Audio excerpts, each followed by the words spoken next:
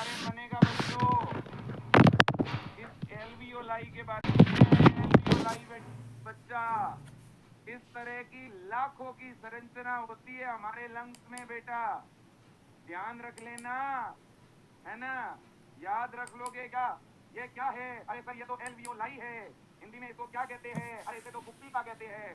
एक समय की बात है, मैंने कुप्पिका से पूछा तो इसने मुझे बताया, क्या इसने कहा कि मैं तो स्ट्रक्चरल और फंक्शनल यूनिट हूँ।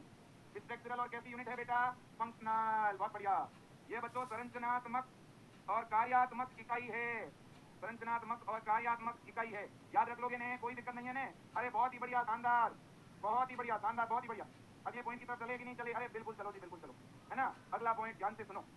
पॉइंट क्या है? पॉइंट ये है बेटा, एल्वियोलाई ये है ना, इस तरह की लाखों एल्वियोलाई हमारी लंग्स में होती है, तभी तो इसको संरचनात्मक और कार्यात्मक इकाई बोला। इसकी इस सरफेस के द्वारा गैसेज एक्सचेंज होगा। ये हमारी ब्लड वेसल्स है बच्चों, कैपिलरी बोलते हैं। कैपिलरी बहुत बड़ी संख्या में हमारे लंग्स के अंदर ब्लड को लेके आती है, और उस ब्लड के अंदर की CO2 इस एल्वियोलाई में जाएगी, और एल्वियोलाई से O2 इस ब्लड में आएगी। ये बात याद रखना।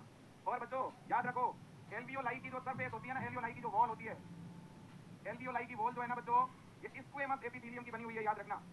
इससे कई बार क्वेश्चन पूछा गया है। इसकी तो दीवार है ना एल्वियोलाई की, वो स्क्वेमस एपिथेलियम से निर्मित होती है।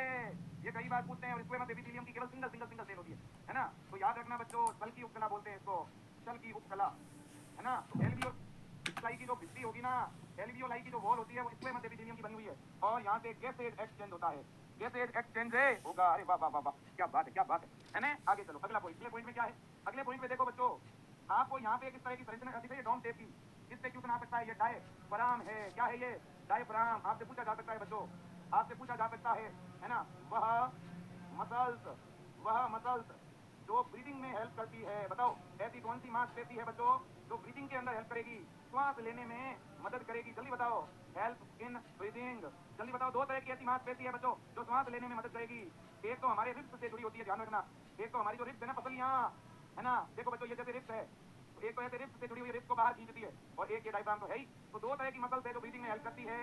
एक का नाम है ICM, इंटरकोस्टल मसल्स, और दूसरे का नाम है डायफ्राम। याद रख लोगे ना बच्चों? ठीक है, बहुत ही बढ़िया, शानदार शानदार शानदार, बहुत बढ़िया, क्या बात है, क्या बात है। अगले चैप्टर की तरफ चलें क्या? अरे सर बिल्कुल चलो, केवल डायग्राम बेस्ड क्वेश्चन की बात करेंगे, अलग से और कोई क्वेश्चन नहीं। अलग से तो चीजें वैसे भी डिस्कस करते ही है ना। हाँ, लेकिन हाँ, एक क्वेश्चन और पीछे रह गया इसका। एक क्वेश्चन कौन सा पीछे है? ये वाला। ये बच्चों देखो, ये भी क्वेश्चन आ सकता है, ये भी ब्रीदिंग से रिलेटेड है। देखो बच्चों, मैं बोल रहा था ब्रीदिंग, मैं अभी बोल रहा था ब्रीदिंग। ब्रीदिंग का मतलब होता है बेटा श्वास लेना। क्या? श्वास लेना। अब बच्चों आप श्वास लेके दिखाना मुझे एक बार, ऐसे श्वास थोड़ी लेते, ऐसे ना, श्वास ले रहे हो